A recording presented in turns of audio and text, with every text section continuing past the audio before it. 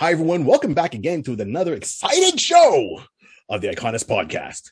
I'm one of your hosts today, Barry 3D for Deep Dark Delicious. Hey. And on my side, as always, my man, my compadre, my cousin, the one and only DJ Roxy. How you doing? DJ Roxy. I don't know why I went with that radio announcer voice, man. You'd think I had a Red Bull or something like that, but no, not at all. I don't go near that stuff. Bad for the heart. Bad for the heart. But great for racing if you watch F1. Exactly. Healthy. Yeah. Yeah. I mean, do I drink the drink? Nope. Do I watch F1 racing? Yeah. Max Verstappen took the championship from a boy. Lewis Hamilton.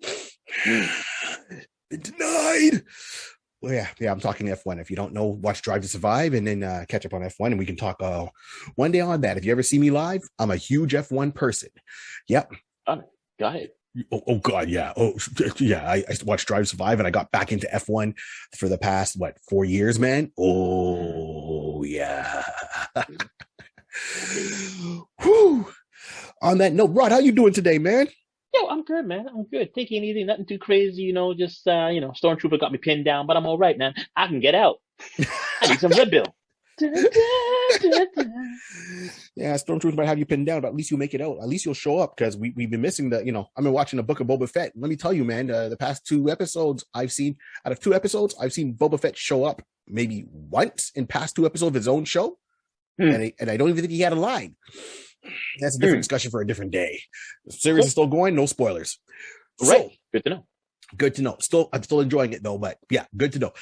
So we'll get down to it. You know the deal. This is the Iconist Podcast, and the reason why we look so pretty on the screen and all your digital things that you might need from logos. I said polos, from logos and all that other stuff. You know why I had polo in the mind? One of my friends is a huge polo fan, and I saw him post earlier today. And shout out to you, Ralph, my boy back in Montreal. So yes. Nice. So, if you need anything done for your stuff, like you want a logo like this, if you go onto the Iconist Podcast Instagram page, or you look up our boy, he does all this stuff for us and other artists, other entertainers, as I said, from logos, templates, all types of media. If you need it, he's got it. He'll hook you up. Tell him we sent you. Who we talking about, Rod? The one and only? J Bird. J Bird Digital Arts. And if you're not sure where to find J Bird, well, wait to the end of the video. You'll see all this stuff pop up, and you can just follow the links from there, or just go on our YouTube page. Jay and me talk back and forth a lot of time, and he leaves comments under our videos. So if you're not sure, go to the video of Spider-Man 2099. You'll see Jay right there, and then you can just follow the links to get the J Bird Digital and ask him, say, hey, saw what you did for Iconist, saw what you did for some other ones. Hook me up.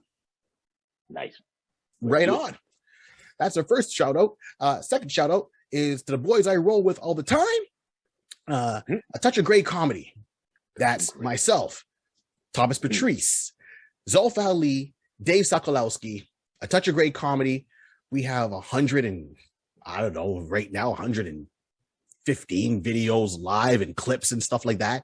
From anything from funny to serious and all in between, wacky. The way the show breaks down is each one of us picks a topic. We don't tell the other ones what we're talking about. We spring it on them last minute, and we discuss it. And we have our jokes with it. And we make it entertaining and fun and informative.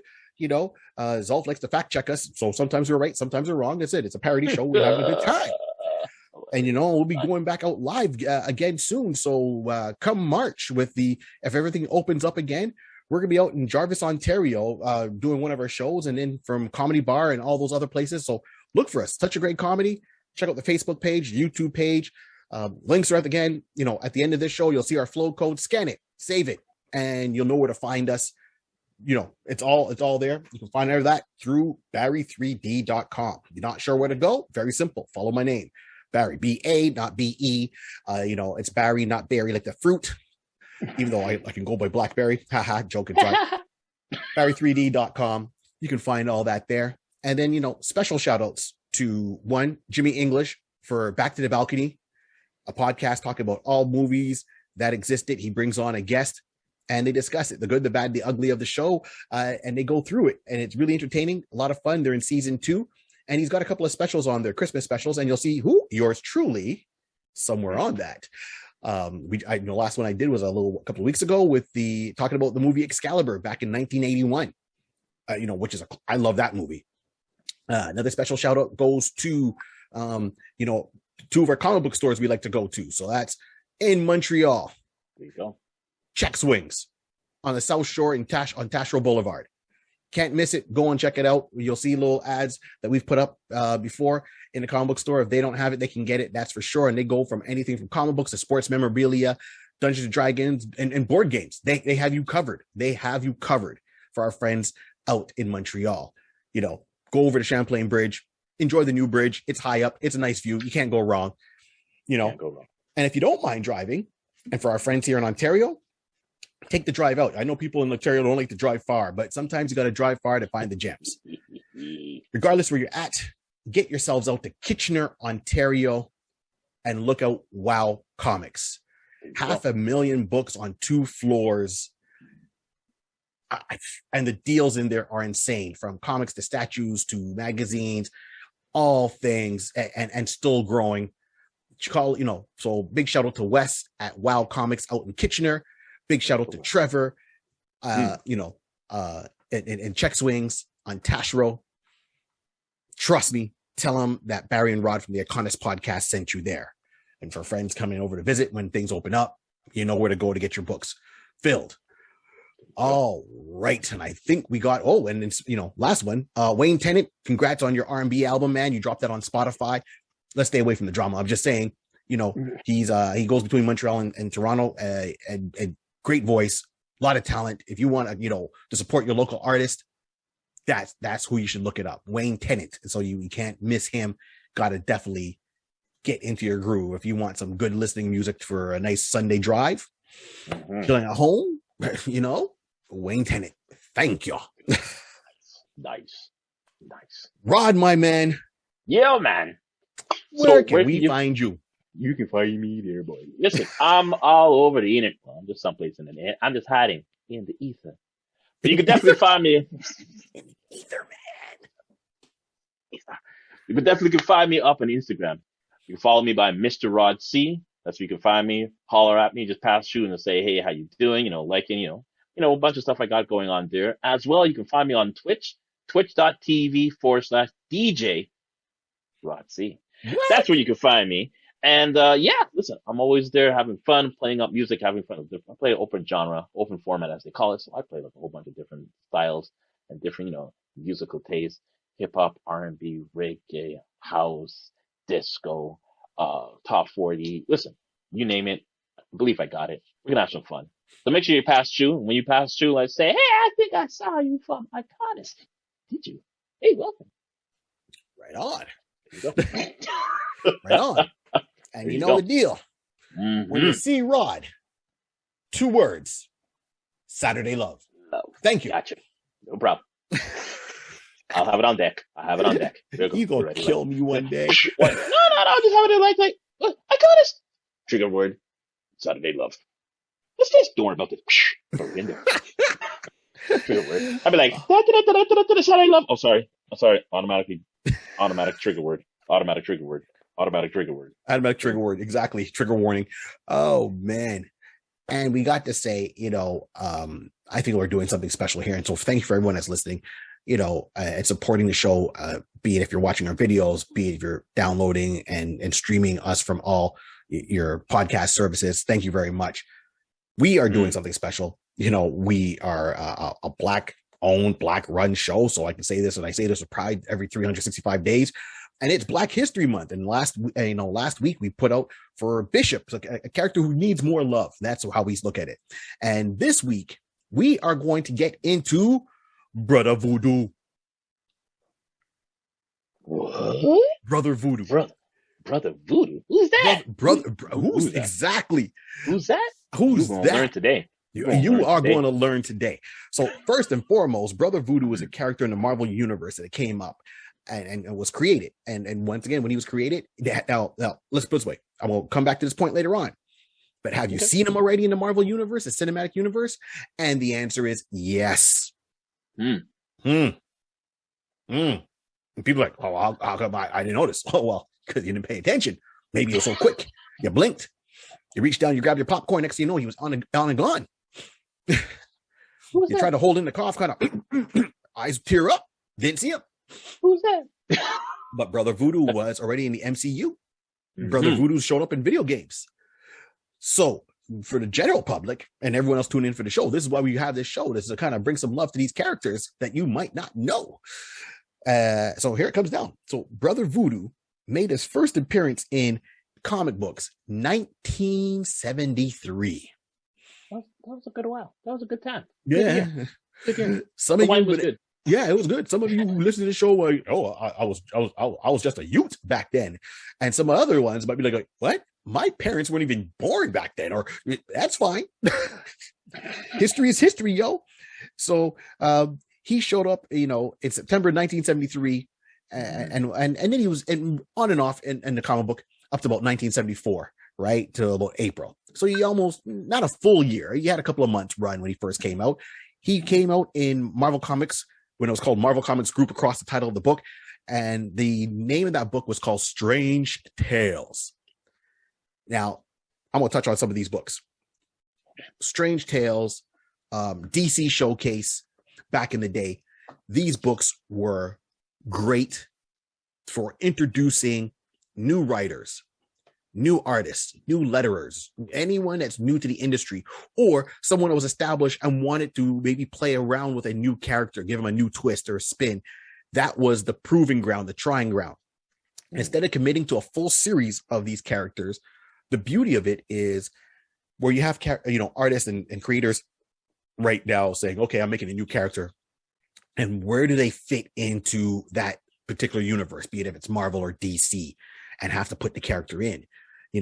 Books like, Strange Tales, Marvel Spotlight, DC Showcase.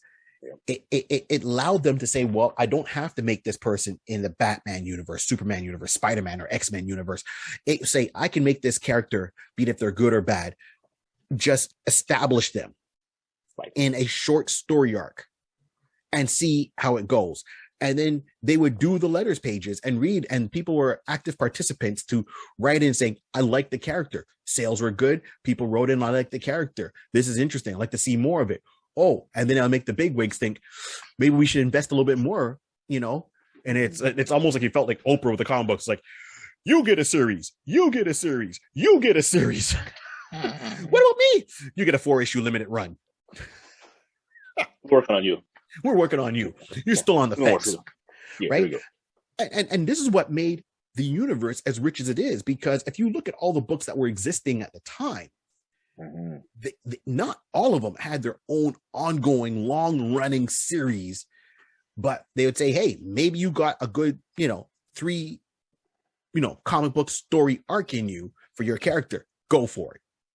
Right. And it allowed people more freedom to express themselves.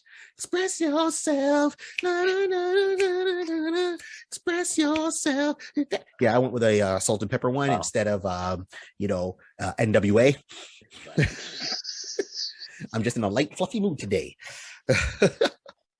Not according to my scale. So hilarious.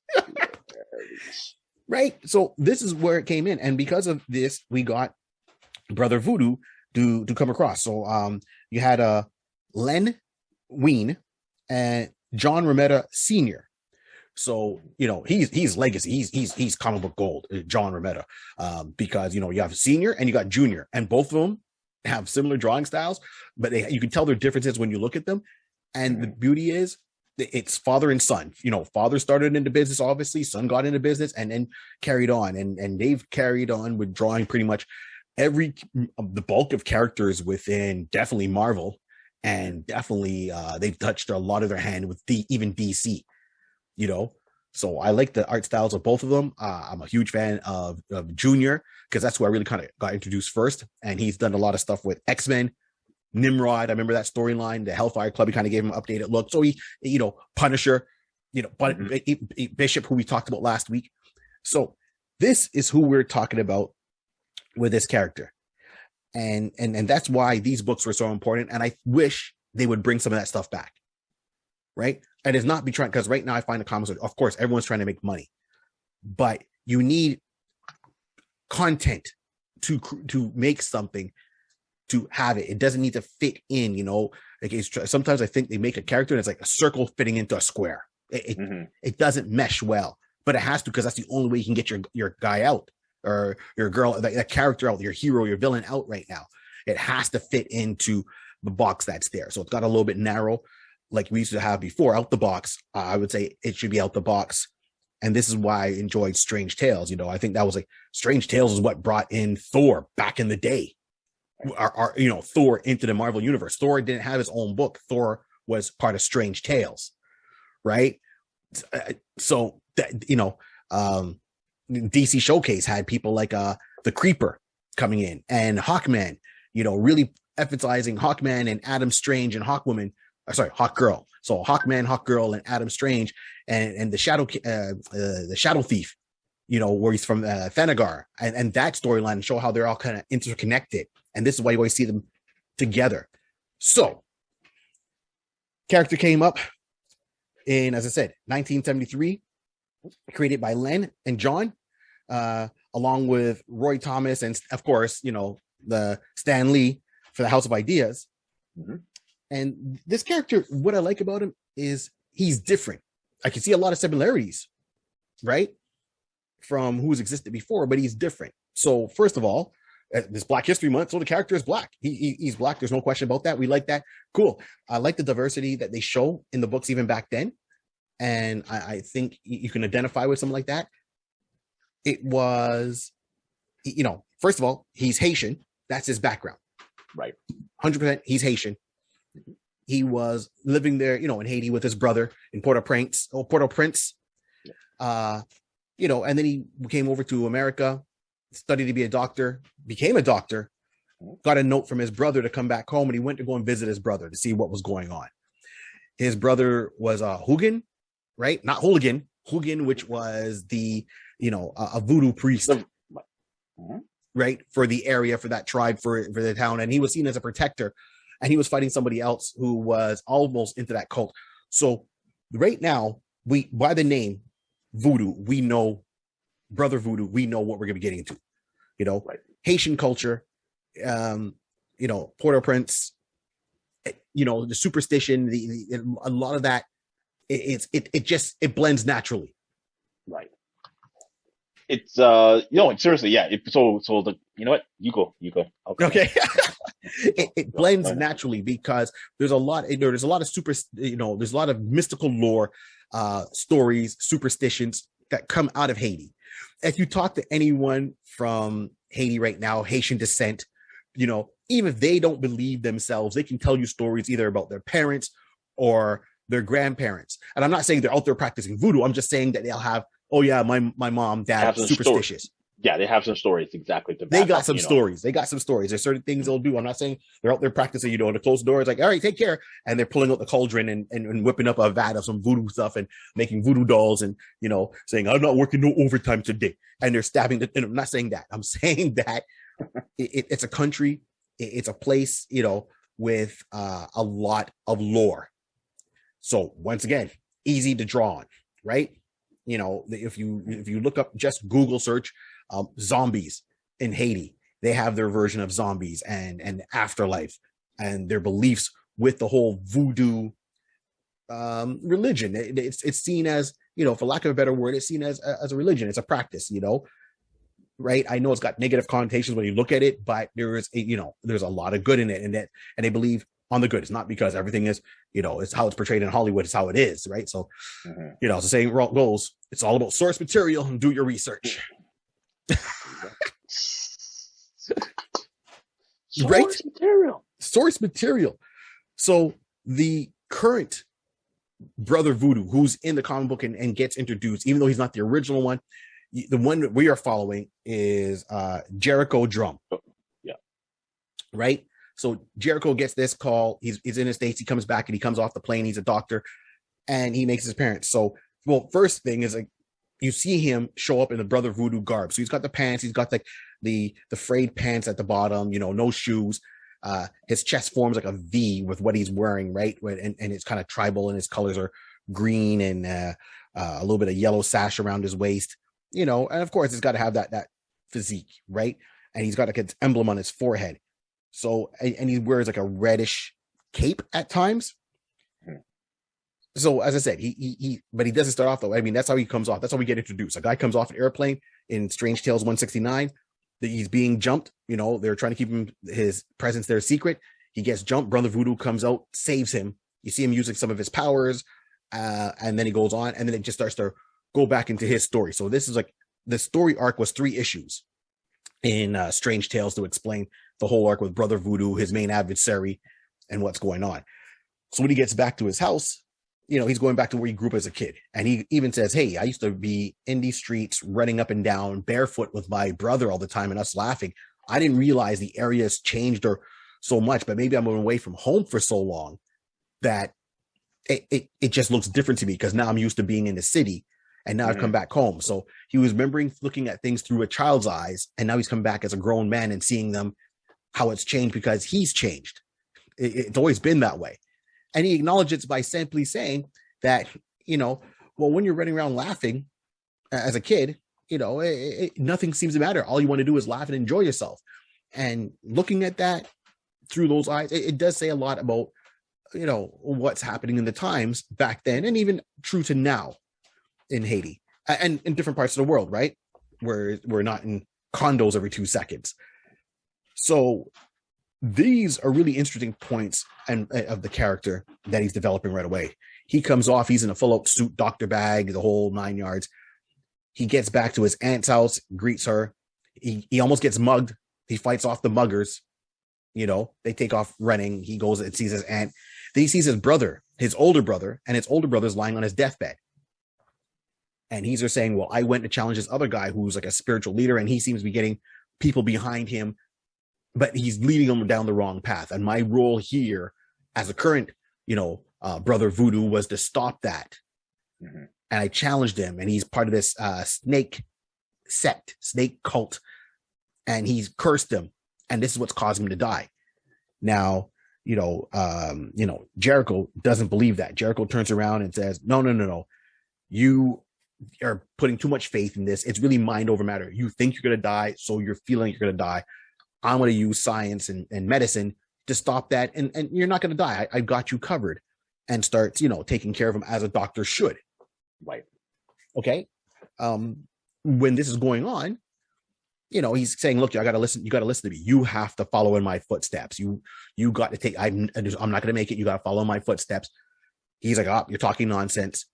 And then, you know, that same guy shows up, you know, in a snake cult kind of thing. Looks like a old school Serpentor with this kind of snake helmet on his head and all that. And he starts chanting, and people with the drums are dancing and they're doing their ritual. And his brother ends up dying. And he gets so enraged that he runs outside and challenges this guy, saying, what's wrong with you? I can't believe you do that. They get into a fight, but he loses because it's just a strictly fist fight. He can't take him. So he gets beaten. His aunt brings him in. It's like, look, I know what you wanted to do. I get your mourning. You know, you're distraught, but that's not the way. You have to follow what your brother said. And he said, well, okay, you know what? I'm going to give it a shot. Like, because I made my brother that promise on his deathbed. I'm going to give it a shot. I'm going to go and find the person he's asked me to find. So he's asked me to find Papa. Oh my gosh. Papa Jambo. Papa Jambo. Thank you, Rod. No, so that's where he goes. He goes to find Papa Jambo. So let's stop here for half a second. So when I said that you've seen Brother Voodoo in the MCU, he was in the movie Doctor Strange. When Doctor Strange goes to the temple, finds the Forgotten One, and starts training there, but it's not Jericho that is there.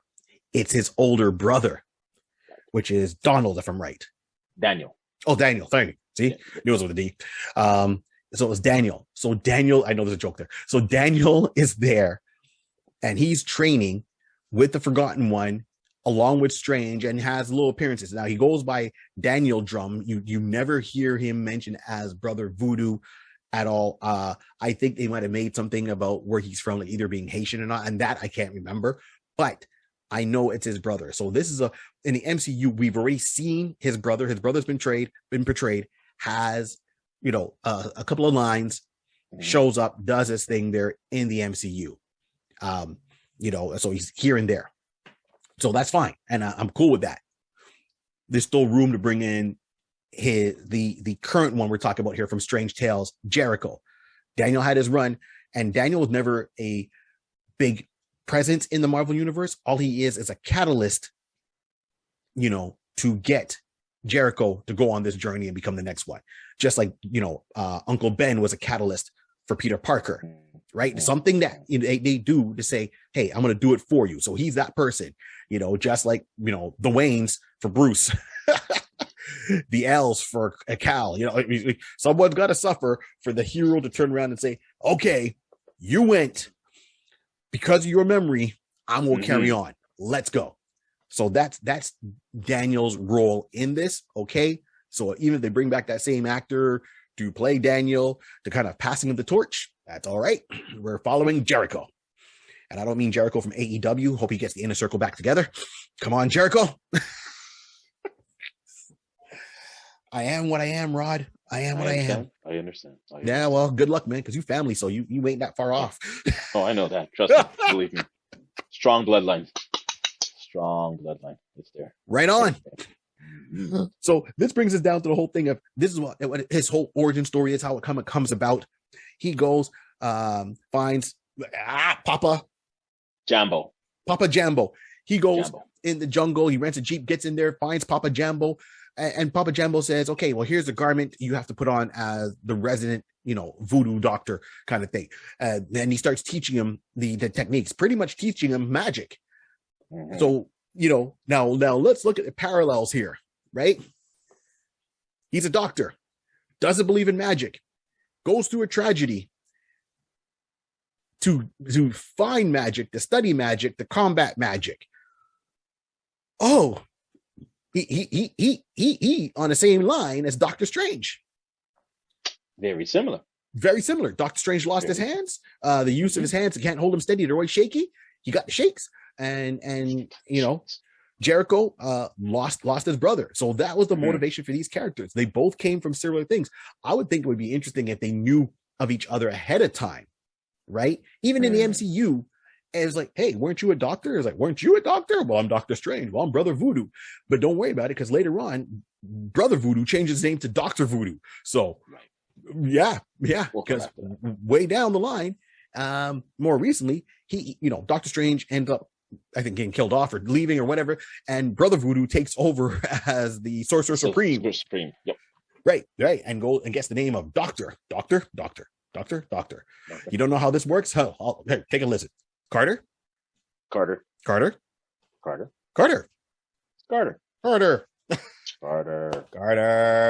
See, this is what happens when we get together, face to face, and the whole family's around, right? Rod's got his family, I got my family, and then we're there with our parents and elves, and everyone's walking in. Like, Carter.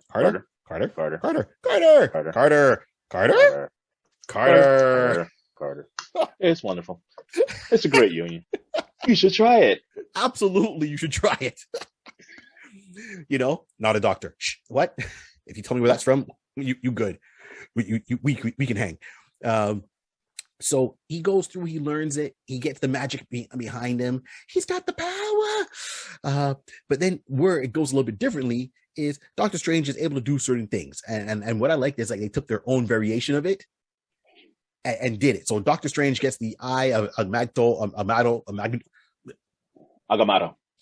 Thank you very much. And he gets that eye that gives him the power to do astral projection, to project his body out of the body, which is cool.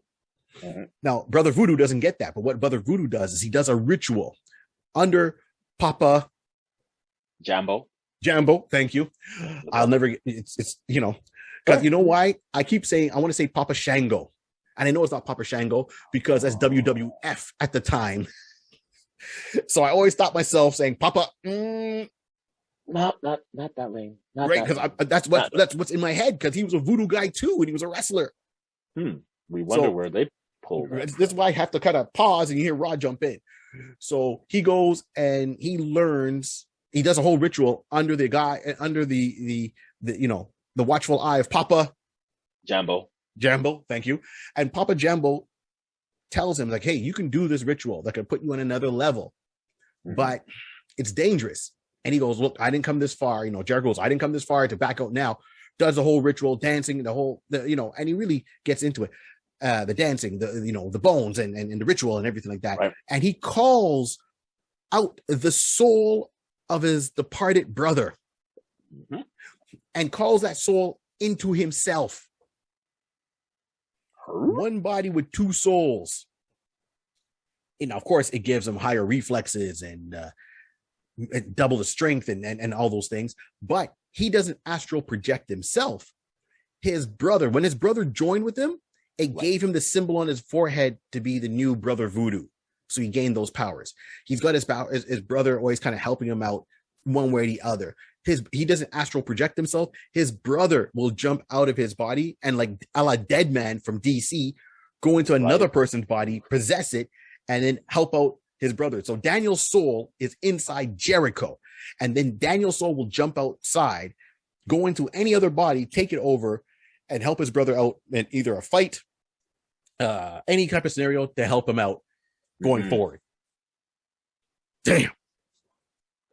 That's interesting. So this is where he starts off. This character starts off there, and he shows up over the Marvel universe just, I wouldn't say randomly, but he does show up in a lot of books. Right. Yeah. And then he, and story arcs. So, and he does go from being in Haiti, but now you got to bring him back to, North American soil because they don't want to have him too removed out, which I understand as a writing point of view. And they put him in the best logical place for him, which was New Orleans. New Orleans, heavy with the French Quarter, a lot of Haitian descendants there, a lot of roots. New Orleans is seen as a mystical place, different place. You see all of that in New Orleans. That he makes a better fit in New Orleans. I'm glad they didn't put him like in New York, where they do with every other hero, so to speak, in the Marvel universe, right? I don't know why why villains attack the New York. Why do villains attack New York? Never makes sense. Why are you gonna go rob a bank? Go rob someplace where the cops are literally right next door. Does that make any sense? I don't think so, people. I'm just saying. They're stupid. See, let me tell you something. If I was a supervillain, I'd be out in Newfoundland. Right? No superheroes in Newfoundland. Well, no, okay. You would have Marina from Alpha Flight. Okay, but she has not been all in there from the 70s. I'll tell you that much for sure. John Bryan only brought her in around, the 2000s kind of thing. So that's only one person. If you stay away from water, you're pretty much good. So Newfoundland, right? Rob a bank in Newfoundland if you're a super villain. Let me tell you something, Marvel. You can't turn around and keep having everyone attack New York. Galactus shows up in New York. Hellfire Club's in New York, right? The Marauders are in New York. Because you know why? Who's in New York? You got the Avengers in New York. You got the X-Men in New York. You got Fantastic Four in New York. You got the New Warriors in New York. And then you have the individual heroes just patrolling Hell's Kitchen, right? So you got Luke Cage and Jessica Jones and Iron Fist, Daredevil. and then there's heroes for hire. Oh my gosh, let's forget Spider-Man. He's just roaming around there everywhere. Daredevil's running up and down, and then you got the Hand. Why is the Hand in New York? See, New York is too concentrated for heroes. I feel like if you walked out your front door living in New York, if you were like, you're walking into somebody. You're walking in front of somebody. Man. I don't care what neighborhood you're in. Good neighborhood, bad neighborhood. I don't care if you live in the neighborhood where White Tiger lives, and walk out, right? And the Sons of the Dragon, and you're in the slums in Hell's Kitchen. You bound to see a hero. I don't care if your name is Carrie Bradshaw from, Sex and the City. You walk out of your high-rise condo, you bound to see your hero. Especially Spider-Man. Spider-Man got to swing around on stuff. Why is there so many heroes and villains in New York? If I was a villain, I'd be in places like Nebraska. There's no heroes in Nebraska. Hold on, wait a minute. Is that Texas Tornado from S.H.I.E.L.D.? Anyways, but it's one. Yeah. If I was a New York-born villain, I would get together like 3-4 guys, form a crew. Like, see, here. I know I'm off topic. So here, you should get that crew there, man. Oh my God, I could see them, and I can't call out their names. I can see one's got a magic crowbar. The Wrecking Crew. Wrecking Crew. Yep. That's it. See, the Wrecking Crew should stop fighting Thor in New York. The Wrecking Crew should go out to Nebraska, rob a couple of banks. Leave there. Come up to Canada, go through Edmonton, BC. We're giving you location, people. We're giving you locations. You know, they should go, you know, don't go too far up north, because you go too far up north, one, it's cold, and two, you got to deal with Snowbird from Flower Flight, and she's like part goddess. Can't deal with her. No, you got right. Thunder Bay, you pushing your luck with Thunder Bay. You might deal with Shaman and you know, but the point is, too many in New York. So I like the fact that they kept Brother Voodoo in New Orleans with the lore that he has as his character. For him to be as effective as he is with his backstory, New Orleans, perfect place. If you're not going to keep him in Haiti, New Orleans, best place to keep him. Still on American soil, not too far away to get to New York because he some teleportation spell or first class. He's a doctor. He got the coin. He definitely got the coin. You know, and he's showing up in so many other things, right? So just to give you an idea. So Brother Voodoo, Jericho Drumm, right? He's part of the Avengers, Avengers Unity Division. He was part of Heroes for Hire. Oh, well, look at that. That's in New York. That's, Power, Iron Man and Power Fist, along with some others, obviously. Part of SHIELD Paranormal, containment unit. He's been part of the New Avengers, Savage Avengers, right? Okay, here we go. And he's gotten by different names at times. And his abilities, holy Toledo. Of course, he's got extensive mystical knowledge. At one point, he took over for Doctor Strange, became Dr. Voodoo. Sorcerer Supreme to protect the Earth. Right. So it shows you how close him and Doctor Strange are, respect-wise, power level-wise. Unlike Doctor Strange is a first person. The Brother Voodoo mantle is passed down from what I read from like generation to generation, right? So obviously someone else had it before his brother had it, now he has it. So it gets passed down. There's always been a Brother Voodoo to help protect the people as a positive spiritual leader, guardian in Haiti, and now he's over here in New Orleans. At one point they showed the Black Panther, I think it was done by Christopher Priest that was writing that storylines, and Black Panther teamed up with, and I'm gonna forget it now. I know, but it was Brother Voodoo, it was Blade, and it was one other person they teamed up with. I think it was Falcon. See if I did see that. Rod's checking that for me right now, but checking it right now. That there and that couple of story arcs that you put them together in, dangerous.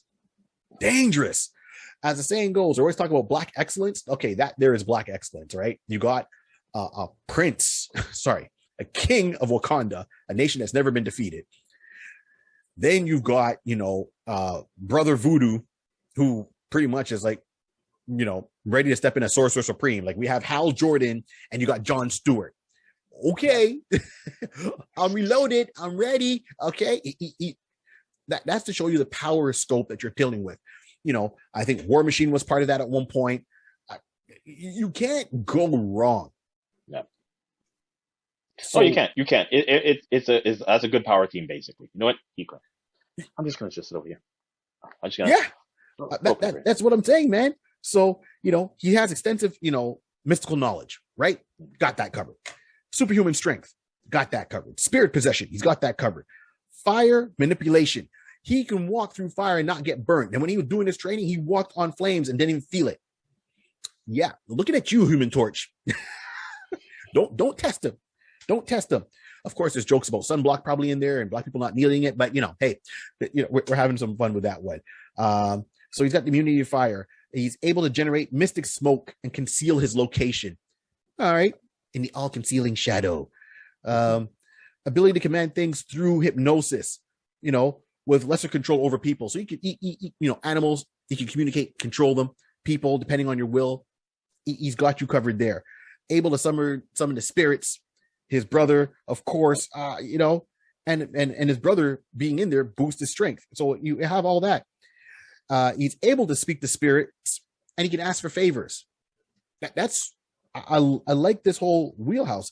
And then he has a medallion that enhances his ability to tap into that spirit energy, the Loa. Loa, the ability to tap into the Loa, you know.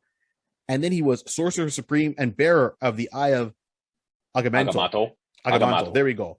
And he also got the Cloak of Levitation and Books of Knowledge. Mm-hmm. Listen, that's a good handoff.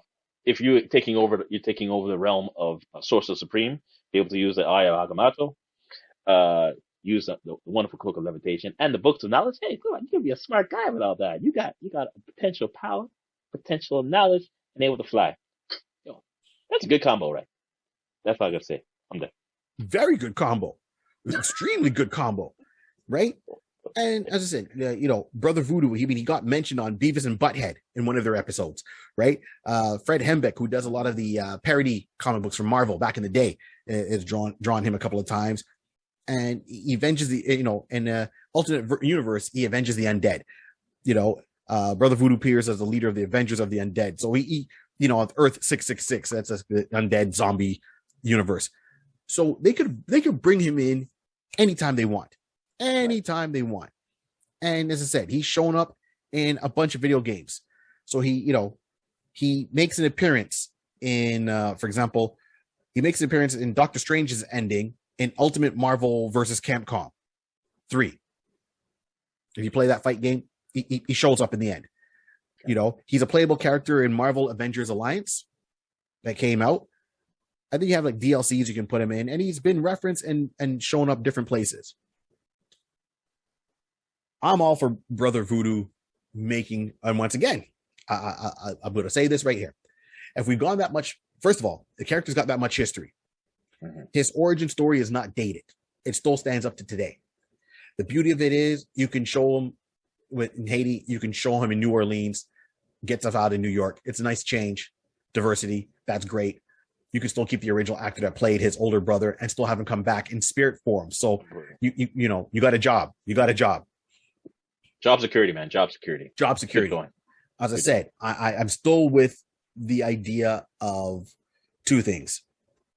This whole Strange Tales, Marvel Spotlight. I think I mentioned it before a while back in our earlier shows that I would love to see Disney Plus either do limited series, right? Like we did on Bishop, do a limited series on Bishop, or keeping with the history of these characters, do Disney Plus series, either live action or animated, but call them Marvel Spotlight, Strange Tales by Marvel, or Marvel Strange Tales. So and they put it on Disney to let them know, and then bring in some of these stories. That would be cool, because you don't have to have a team committed to do, 12 cartoon story arc, whatever case would be. Look at what they did with What If. What If was only a couple episodes, and each episode had a different character. It was like 6 or 8, yeah. Right, and they did tie it all in together with the Watcher, and the Watcher was the main person together. All right, so you can still bring in the Watcher and let him kind of help tie it in, right? It's a little bit of a change, because instead of What If, the Watcher will be like, oh, I'm watching these events unfold with many other heroes that we don't normally hear of. Brother Voodoo. There you go. More tales from the Marvel Universe, right? And straight up tales from the Marvel Universe. And it can bring in some of these guys who never get that big spotlight, who might not have the budget, and fans don't know what they want if they don't know it's there, right? A lot of them don't know. As I said, if you go through the whole Strange Tales original run, I mean, look, Brother Voodoo shows up in issue 169. Most series don't make it to 100. So that means there's a lot of stuff there, or storylines or arcs they can bring in that I think would be really interesting. That's my feel. So I'm good with an animated series, spotlight a couple of heroes or villains, bring them in, go with the source material, show it, right? Let fans really absorb what it is. It doesn't always have to be live action. I would love it to be live action. Don't get me wrong. And if it's live action, limited series. I don't need an ongoing series for Brother Voodoo. I think it'd be more fun to do a limited series, put it underneath the Marvel Spotlight banner to tie it all in, or Strange Tales and tie it in. Do both, whatever. I'm all for it. Disney Plus, you got money. Come on, man. You bought Star Wars for a whole lot of buku bucks. Bucks, nice. and you're making money. So I've been doing a lot of talking. Rod, what do you think, man? Listen, I will agree that let's go back. Let's start off. You know what? Yes, it's this is Black History Month, and what we're just supporting or bring our little touch and flavor to Black History Month, and we're like we did with the previous one, we're doing now with Brother Voodoo. It's a nice diversity and something that's different, but yet there's still a connection. Great that they was able to. We brought a character who already has ties in the Marvel universe. Yep. So this is not a person who is just like, not saying hearsay, but it's something that you got to build on, or you got to do some heavy building. Like originally, there's already a connection. So once we make the connection, like we've done, show people that hey, this character has some ties. Perfect. Realizing that he's connected in the spiritual world in that particular end of the mystical aspect of Marvel Universe, which they are trying to build and just grow up in that sense that develop that particular division.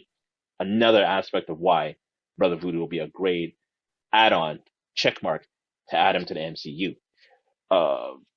We got the diversity, we got the mystical aspect of it, and just giving something that's a whole different vibe to it, a whole different feel. I think it's a good way of doing that. And as Barry said, if they did something in regards to an animated or a short episode type of show, that'd be perfect to me. You do like about say, you could definitely do, like a 5-6 episode log of that. Break it in, give us a history of who he is, get us through a couple of adventures, and definitely, again, you don't have to physically show anyone from the MCU at that time, but you can make enough reference points to make people understand, hey, he's in New York, he's in New Orleans, but he comes to New York. When he comes to New York, he makes mention about, my brother, was a master of the New York Sanctorum. What? Yeah. I got connections with Doctor Strange. I got to go check Steven next time I'm in town. I'm in a rush right now. I'm dealing with this case. I'll reach out to Steven if I need help. Connection. We know that later on he's connected with the Avengers and along that line. Connection. So to me, this is a perfect opportunity to bring that character in. And I don't know what else to say. Yeah. Just listen. It could be live site, but I've animated. Animated. It is right there. That's the part I like. I want to get to the next part where we can, when we get into our normal portion of the show where we start breaking down who we would like to cast for it. But because as I say it, the person I have, I see it. But I'm trying not to get to that part yet. But I'm just, when we get to there. But I'm just saying this will be a great opportunity to bring this character into the MCU. It would fit very, very well. That's how I look at it. True that. I got my guy, you got your guy. So we're gonna get down to it, right? So this is what it is. I think the building block is there. The only actor that I would see that I would like to come in is the one that plays his older brother, Daniel. Daniel needs to show up in whatever series. Be it if you're gonna do it as a comic book, you got to reference Daniel being part, of the MCU and where he's at. If Daniel's going to be, brought in, if they do a live action project, and I still believe it's got to be a Disney Plus series limited. You can, let's not over milk it. Let's just, just enough, just a teaser to keep people wanting more, and then have the character show up. And if he shows up later on, if the series doesn't get like a, limited series, and if he shows up in one of the other movies, people are already going to go, oh, I know who he is. Awesome. I know what he can do. Here we go. On that note, it brings us to the part of the show where it's time to fan cast it. One part before we go there. I just want to do a part in regards to make the connection so people understand. Because you said, Daniel is in the MCU, like you said. Right. He's in Doctor Strange, the first episode, the first movie. Where, just in case to give everybody a visual understanding, and you remember when the Xylus were coming in to take over the Sanctum, and basically there was that one line now I can't even say the word. Calisius. Right. when he came into that and basically saw someone on the stairs walking down, like saying, Daniel, I see that you made the master of the Sanctum. You know what that means, that you will die protecting it. And that's Callias talking to him. So that individual who he's talking to, that's Daniel Drumm. Daniel Drumm does have, that's where you see they have the altercation with one of the Xylus warriors, and basically, unfortunately, he dies at that point. Hence, this is where you can say he died in the Sanctum. The spirit is bonded to there. So that will make the perfect connection that basically when we bring in Jericho Drumm and be able to say, my brother passed, died on your watch type of scenario, and so forth and so forth. But then when he goes there, he basically starts to see him because he has the ability to see spirits. And basically, unbeknownst to maybe Jericho at the time, who knows how they want to write it in, that basically the fusion of his soul comes onto his spirit. And that's how we get the connection. Because let's just say that because he died on Sanctum grounds, his body, his particular soul is tied to it. Right. So we can just leave it at that. We can even leave it at that and let Marvel, handle it and do whatever they got to do. But that's where we could at least make the connection. So at least you understand where that line was, who that person was. So you now can have a better, go back and check the movie, check it out, and you'll see where he is and go from there. Love it. See, that's where Disney, call us. Let's do it. Marvel, give us a shout. Just give us a shout out. Just give us a shout out. You know you want to. Excellent. Sweet. So on this part, it's time for us to do what we normally like to do, fan casting, right? So you heard us how we've nominated either for a short Disney Plus live action limited series or even an animated series and put it under a certain banner so people know what we're talking about and keep it all connected. The little small stories, short stories. There we go. Marvel short stories. This is what the Strange Tales are. This is what the Spotlight is. It's short stories. Everyone likes a short story. It's not like no one doesn't like a short story. Johnny Mnemonic was a short story. They Live was a short story, right? And it turned out to a full-out movie. So now here we go. So Rod, this brings it to you. Who do you see playing Jericho Drumm? Okay, so what I was looking for is an individual who have the stature, the build, as you can see when you go and see, when you see the image, the picture of Brother Voodoo, you see that he's a good statured gentleman. Right. So I was looking for that, but then I realized who I was looking for. I realized, I got some similarities in here. So I would like to have as my nominee as Jason George. Jason George, who's that? If you've ever watched the show Grey's Anatomy, oh no, you can say but it's one of those shows that actually it parried off into another show. So he was on Grey's Anatomy. He started off as Ben Warren. So basically, he was a character on there, and he was dating or married to one. Oh my gosh, I can't remember her name at this point right now, but he was married to one of the doctors there, whatever case may be. Then he branched off when they split off Grey's Anatomy. They went to Station 19. So he was a black gentleman that was on there. He was a firefighter on there. Then he came back. Then he came back to Grey's Anatomy. So here's two things. We know Dr. Voodoo or Jericho at the time when he left Haiti and came to America and got himself, educated and just, and got his skills up, was a doctor, a psychologist, but he has that doctor type of, training. Right. Jason has that type of training because he had to play a doctor in that show. Now, if you go to the physical aspect of it, okay, a doctor, no problem, whatever, but he was now a firefighter as a parry-off to Station 19. So at least now he has the physical chops to at least say, okay, you know what? I could take a couple of hits. I know what I got to do. And go from there. So those are like my main thing. He's done a couple of other stuff as well. He's been on Castle. He's been in a couple of other, shows, maybe one-off other shows and along that line. But those are my two attributes that pulls me in to say, you know what? When you look at him, I can see him having that ability. Now, similarity, he's, he has that type of look that he can look very, he can be serious.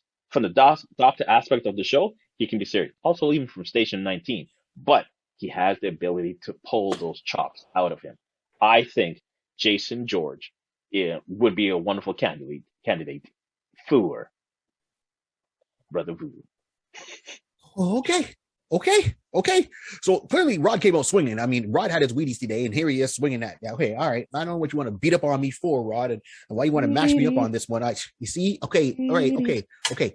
But in life, when you get hit hard, you got to come back swinging. If down, but not out. Don't let no one take you down until the bell rings, until your fat lady sings, until you sing Stars and Stripes. Don't stop until you stop. Good. All right. So I'm Jason George.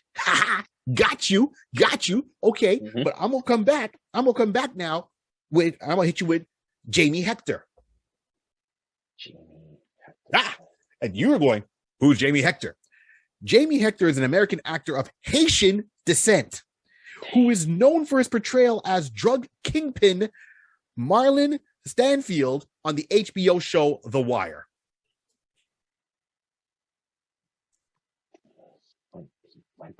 He went to the home. He went straight home first. All right, cool. Okay. Right? He's played in other movies, other roles. He's played, obviously a drug kingpin. He's played a cop. He's got that look, and he's Haitian descent, which means either, as we were saying earlier in the show, either if not him, his parents or grandparents would have something to say. You say voodoo?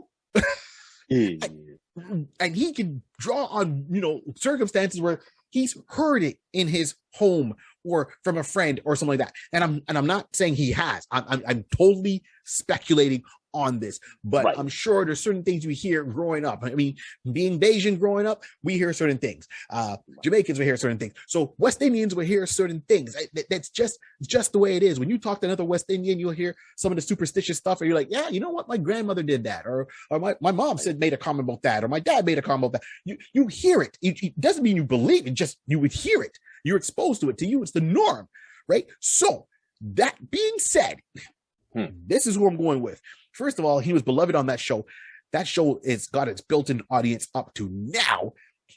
And my man is of Haitian descent. So this keeps it as true to the roots as possible. Because I know when they cast a Chinese person as a Japanese person or vice versa, that causes an uproar. To avoid all that. I see how you went past that hurdle. I understand. Right? He's got the physique. He's got the look. He can look gully and he can look refined. You understand that? He looks like he's got a nice smile, but he's got the deep pensive thought. So and he's got that range as an actor. And even to show you how deep committed this man is. There's an interview with him online that made me laugh. So his mom was, raising him and his sister, I believe it was, and she was working mad hours. Like she was doing, like 60-hour weeks or whatever. So a lot of the time he would go to school, come home, and he got into acting. He never told his mom that he wanted to be an actor. She just knew that when she came home, he was there and he wasn't doing anything to get in trouble. Right. He was living in New York. He wasn't doing anything. He went to all, he studied to be actor. He started doing plays. And the only time his mom knew that he was an actor is when she comes home and she's like, where you going? He goes, oh, come outside, Mom. And there's a limo out front of the house. And this is, an interview you can find online from him, on one of these talk shows. And she's like, with a limo? And he goes, yeah, come with me. And he got dressed. He went in the limo and went to the premiere of The Wire with the press there taking pictures and stuff like that of him. And she's like, oh, okay, well, this acting thing's not too bad. And the joke is he kept that a secret from his mom for years about him pursuing acting. Now, I know a lot of you people will look around and go, well, why do you keep it secret? Anyone that's been raised in a black household sometimes, West Indian household, if you have ethnic parents, if you turn around and tell your parents, it's like, I want to be at something as an entertainer. They look at you and say, be a doctor. Right. You hear the stories. They're supportive. Yeah, those parents are supportive after the fact that child turns around and gets a show. It's like, well, I wanted him to be a doctor, but I guess this whole acting thing is working out well. Oh, okay. I hope this comedy thing is working out well. Oh, okay. The first thing to say is get a good job. Don't be pushing no boxes in a warehouse. Don't be working for nobody else. You just got to go to get a job. You got to go to school. You got to go to college. You got to go to university. Get a job. Okay, yeah. Right? No. So he kept that secret. All he said is the way he flew under the radar was his mom worked a lot. She wasn't home. So he made sure that he wasn't in trouble. His mom didn't have to come home and worry about him being with gangs, chasing women, the whole 9 yards, things that would get him in trouble on the streets or whatever. He went, pursued it. And when he was successful and hit the show, and we all know The Wire, and if you don't know it, oh, you've missed out. He brought her out by limo. At that point, if a limo shows up to pick you up to take you to your first day of work, trust me, I don't care what your parents going to say to you before. They ain't going to say nothing to you after. Yeah. Your job sent a limo for you? You that special? Yes, mom. Okay, you're not a doctor, but you know what? I want to move to Malibu. So that's who I'm going with, Rod. I'm going with Jamie Hector to be Jericho Drumm, starting off as Brother Voodoo into Dr. Voodoo. There we go. And he's been doing acting for for a good while. I mean, he's been, and still going. Yeah, that sounds good. Yeah. It okay. It's a good time, and you definitely have the heritage aspect of the Haitian aspect of it to lock it down. So, yeah, okay, yeah. I think that's yeah. I'll just do my happy dance. Yeah, you're doing happy dance.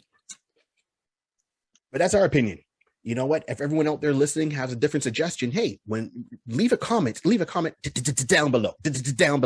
Leave a comment down below. Let us know. Leave a comment on our Instagram page, follow our social medias, leave a comment on there. We'll reply to it. That's for sure. Just tell us your version. Tell us who you see playing Brother Voodoo in the MCU. And I'm still standing by. I know we talked about animated. I'm going to go with this. I don't care if it's live action or animated. I want this guy to do it. Be it he's going to be the voice or he's going to be the actor. That's my suggestion. Is no matter what project they do with Brother Voodoo, for me, Jamie Hector from my side needs to be associated with this, right? And I want it to be, even if it's done as a cartoon, do it like Constantine. With Constantine, when he had his own show, he did one season, and then they got that same actor to do all the voice work for John Constantine. In Justice League Dark, the Constantine shorts, that were on the CW network, on their website. And then, he's in Legends of Tomorrow, same actor playing John Constantine. So right. It's just uniform. You never have to worry about it. He does the voice work and he does the live action work. And that's how I see Jamie Hector doing this role if he has to do it, if he gets this role, or if they ever do this project. I'm not saying they're doing it, but if they do it, right, exactly. That's, let's keep it uniformed. Don't get a different actor to do the voice and then, want to do it live. Get the same actor. Let him get used to this character. Let him put his 2 cents in with this character and grow this character no matter what medium it is, and then go forward. The only thing I would say is obviously the look needs to be updated. Yeah. That's all it is. The look needs to be updated. Case closed. Which is fine. I have no problem with updating the look. Keep it essential. Don't give him a trench coat. Give him a nice suit. But have the designs of his costume in the suit, when he becomes Brother Voodoo, right? Because if you look at some of those voodoo doctors, witch doctors, a lot of them put on blazers, and it'll have the face paint, they'll put on a blazer, and they'll have the dress pants. So yeah, pimp his style out. That's all I gotta say. Okay. Any last words, Rod? No, I think I'm good. I mean, definitely this has been a good conversation. We definitely heard some good information, and hopefully that everyone you heard something and it piqued your interest, and you guys are interested in finding out some more about Brother Voodoo. About how we can capture the character, hopefully be on the MCU, and hope you guys enjoyed it. But other than that, I think this is a good one. I don't think anything else I can say to it. All right. Cool. Well, on that note, thank you for your support. Thank you for watching. Please, if you can donate and help the page grow, go right ahead. Hit the link. It's on our YouTube page. Everything a little bit is appreciated. And we're going to keep on doing this. Comments. We appreciate the feedback, or anyone wants to throw in their things of who could play certain characters we've talked about before. on that note, it's Black History Month, so let's shine a light on that. And of course, I keep saying Black History Month, and it's also the month of love because it's Valentine's Day and all that. So pretty much, love a brother. Love you, brothers. Love your brothers. And it doesn't mean skin color. Just there's enough crap in the world. Let's just all love each other, right? So, on behalf of DJ Roxy, Barry 3D, hey, this is the Iconist Podcast. And remember, this whole world we talk about was started with a pencil, a piece of paper, and lots of imagination. Keep on dreaming. In the ether. Route. Ether.